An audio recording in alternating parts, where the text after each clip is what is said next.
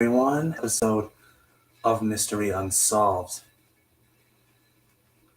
Tonight is a very special, I wouldn't say it's a special episode, by no means, but new technology makes this video all the better, brought to you by better technology.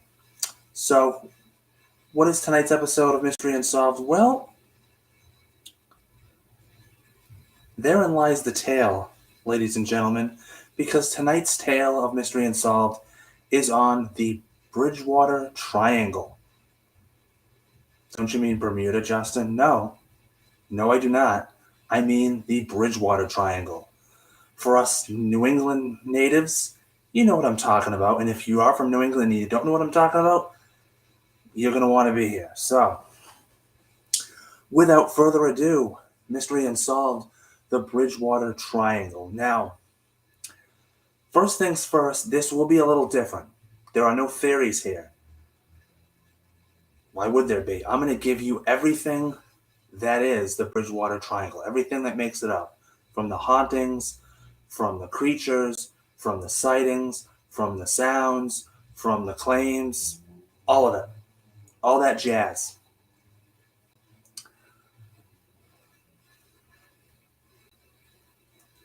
So without further ado,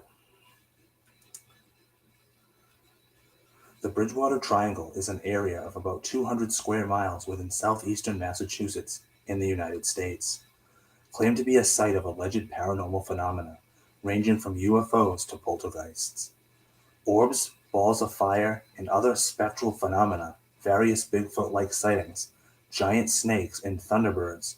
The term was coined by New England-based cryptozoologist Lauren Coleman. And there's even a picture of it. I'll try to bring it up for you. Can't really see. No, I can't see anything. You can't see anything. It's all good. Alright, some historic places and landmarks. Normally, I wouldn't give you every damn landmark and location known to man, but this is kind of important because since I can't show you the triangle, you're going to need to see all the towns and cities that make up the Bridgewater Triangle. We have the Hockomock Swamp.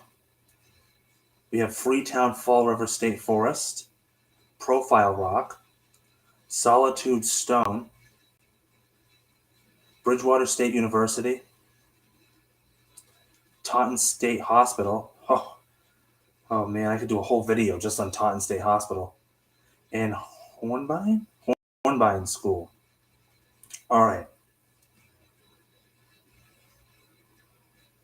Okay, so those are the places. The next thing I'm going to do is I'm going to go over what each of these places feature. Hockomock Swamp. Central to the area, Hockomock Swamp, which means the place where spirits dwell. English colonizers called it Devil's Swamp. Alleged sightings reported here include various flying creatures and ghosts. A swamp with flying creatures and ghosts.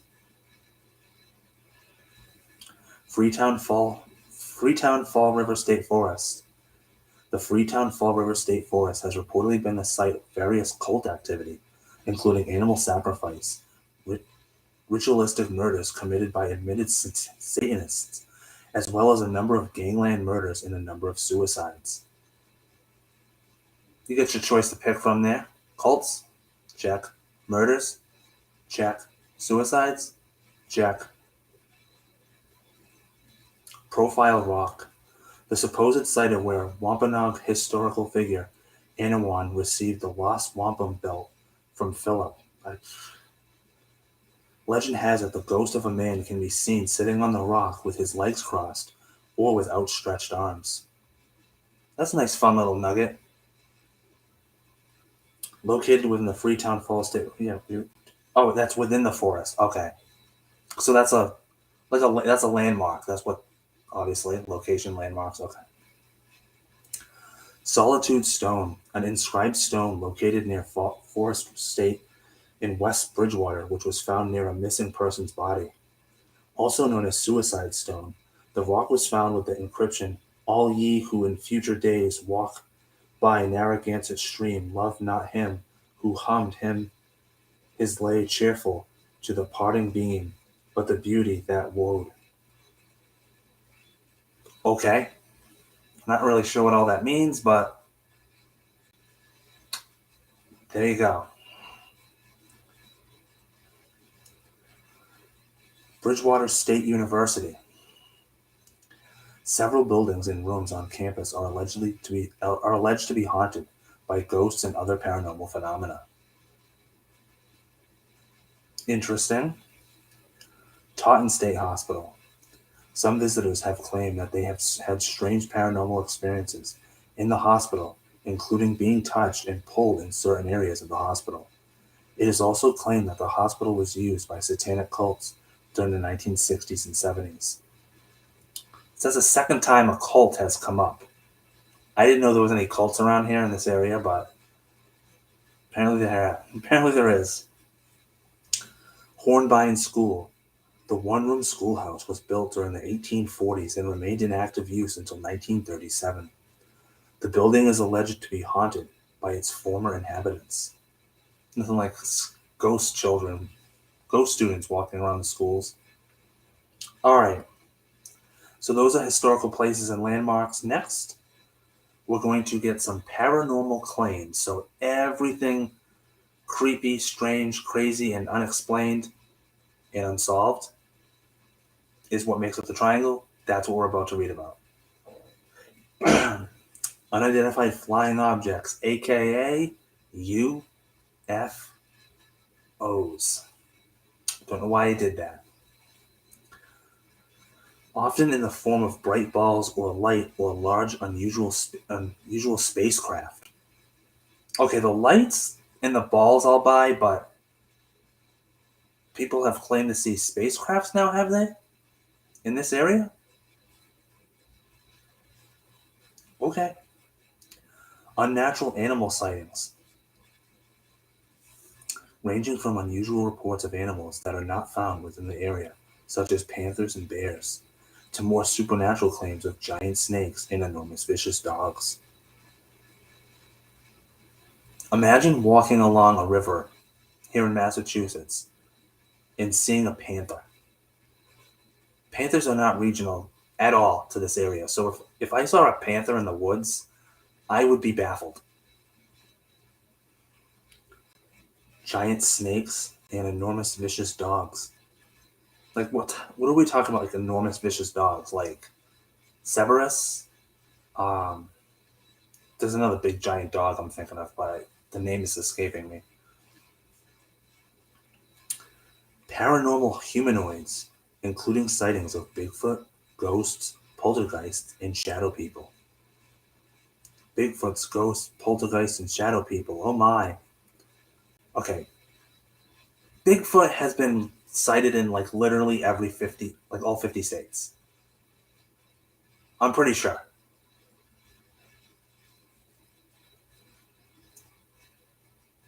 I'm pretty sure there's not a Bigfoot in the Bridgewater Triangle, but people have claimed, I don't know, probably just a giant hairy man. I did a video on Bigfoot. Go back a couple seasons, it's there. Ghosts, obviously. Poltergeist, ghost, obviously. And shadow people. That's a good one. Thunderbird sightings. So I'm going to scratch my head to that one. Giant birds or pterodactyl-like flying creature with wingspans up to 12 feet are claimed to have been seen in Hockomock Swamp and neighboring Taunton and Easton, including a report by Norton Police Sergeant Thomas Downey.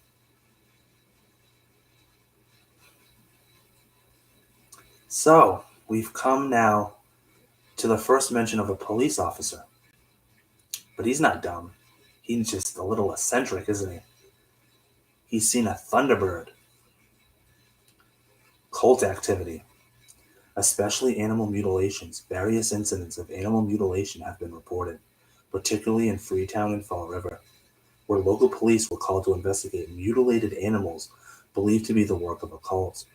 Two specific incidents in 1998 were reported, one in which a single adult cow was found butchered in the woods, The other in which a group of cows, calves, calves were discovered in a clearing, grotesquely mutilated as if part of a ritual sacrifice. That one I don't doubt that. I just think it's a little weird that there would be cult like activity in Massachusetts. I mean, cults can happen anywhere, but this is the first time I've been in Massachusetts my whole life. I've never heard of a cult in it. Native American curses. According to one tale, Native Americans have cursed the swamp centuries ago because of conflict with colonial settlers. A revered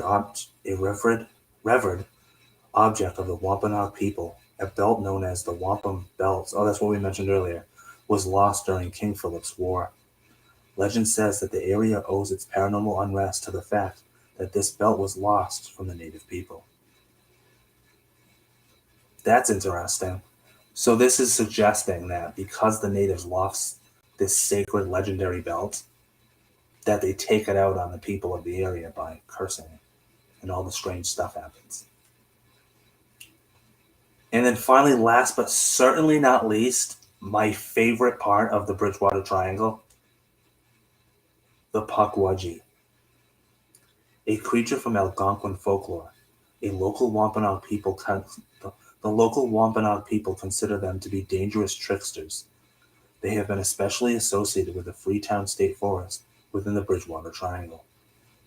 So, a Pukwudgie, it sounds funny to say. I always forget the name of this thing, but hopefully I'll remember now.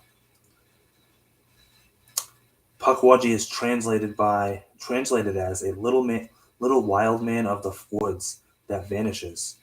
It's a human-like creature of Wampanoag folklore, found in Delaware and Prince Edward Island, sometimes said to be 2 to 3 feet tall. So I don't know if it actually is like. So is it an actual animal found in Delaware? It's normally found in Delaware. Like I'm confused. According to legend, Pukwudgies can appear and disappear at will. Shapeshift. No, they're probably not real. Of which the most common form is a creature that looks like a porcupine from the back and half troll, half human from the front, and walks upright. Definitely not real. Lure people to their deaths, use magic, launch poison arrows, and create fire. They're definitely not real. Oh my god. Native Americans believed Pukwudgies were once friendly to humans, but then turned against them and are best left alone. According to lore, a person who annoyed a Pukwudgie would be subject to nasty tricks by it, or subject to being followed by the Pukwudgie, who would cause trouble for them. They are known to kidnap people, push them off cliffs, attack their victims with short knives and spears, and use sand to blind their victims. Okay, full disclosure, I knew about the Pukwudgie, but I didn't know this much about the Pukwudgie. They are said to be the enemies of culture heroes Mashop and Granny Squinette. One story from Wampanoag folklore explains that they began causing mischief and tormenting the natives out of jealousy of the devotion and affection the natives had to the two heroes. The Pukwudgies have since been hostile to humans and took revenge by killing the Mashop's 5 sons. Some variations even suggest that they killed Mashop himself.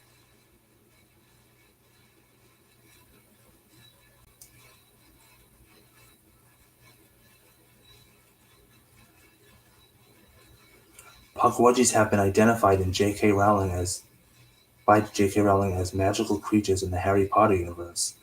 In a description on Pottermore, Rowling describes the creatures. Huh, I didn't know that.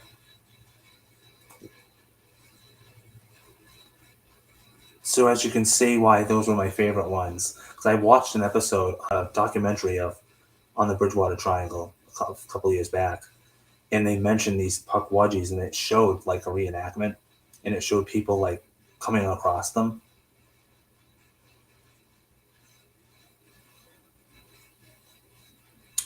So that is the first article. I'm going to bring up another article. I didn't fact check this. I didn't do anything because you know what I do? I go live and I film. That's what I do. All right. Another second article. Here we go. The Bridgewater Triangle is a 200 square mile so-called paranormal vortex with 3 points in Abington, Rehoboth, and Freetown. And inside, the communities of Taunton, Raynham, Berkeley, Dighton, Brockton, Easton, and Bridgewater. So why is it called the Triangle? Cryptozoologist, oh, we already know that. Lauren Coleman gave it the old name. Okay. For decades, people have reported paranormal experiences in the Triangle. Even TikTok is full of creepy videos. I don't know if that means that people film videos of them in the Bridgewater Triangle on TikTok or that TikTok is just full of creepy. I don't know. There have been asylums here, prisons, cult murders, all kinds of human activity, UFO sightings, Bigfoot sightings, strange serpents, Pakwudgies, will-o'-the-wisps, glowing balls of light, hauntings. I think these stories not only connect us to our past, but to our region and to each other, Bellinger said. Bellinger is the guy that wrote this? No. I didn't skip anything. Oh, a podcaster named Jeff Bellinger.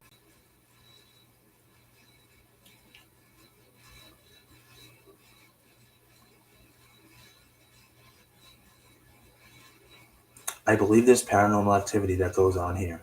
Whether it's a vortex or not, I don't know. But I do know the reports come in again and again, and they are from credible sources. It's the past coming to the present, and that happens here. It happens everywhere. So yeah, this was a very brief article. It was more or less one person writing it, and they were kind of getting another person's expertise and thoughts on it. So yeah, that has been the Bridgewater Triangle. Do I think it exists? Well, I've never actually been to, I've never experienced anything, but then again, I live just outside the Bridgewater Triangle in another town over, but I'm definitely curious. Would I like to experience something? Yeah. Yeah, I would say so. After reading about the Pukwudgie, I don't want to come across one of those. It's like an animal version of Loki. I'm I'm good with that. Don't want to come across that one. Uh, so yeah, this has been a little bit of a different episode of Mystery Unsolved. Normally I would say, what do you think? But I'm not doing that anymore. And even if I was, I still wouldn't bring that up because, yeah, many people have claimed to see stuff, hear stuff, ranging from Bigfoots all the way to UFOs. And again, the Bigfoots I don't buy. I'm sorry. I just don't think that there's big, giant, 7 foot, 8 foot hairy men walking the forest of Massachusetts. I just don't see it. UFOs, of course, why not? Why the hell not? I definitely wanted to do a video on this because it's so close to home. It's probably the closest we're going to get to home on Mystery Unsolved. I would hope. I do hope you enjoyed this episode. I feel like we're running a little short. I feel like we're going a little short here, so maybe I should just go over what I actually believe here. So maybe we will get some theories here, shall we? Let us do that.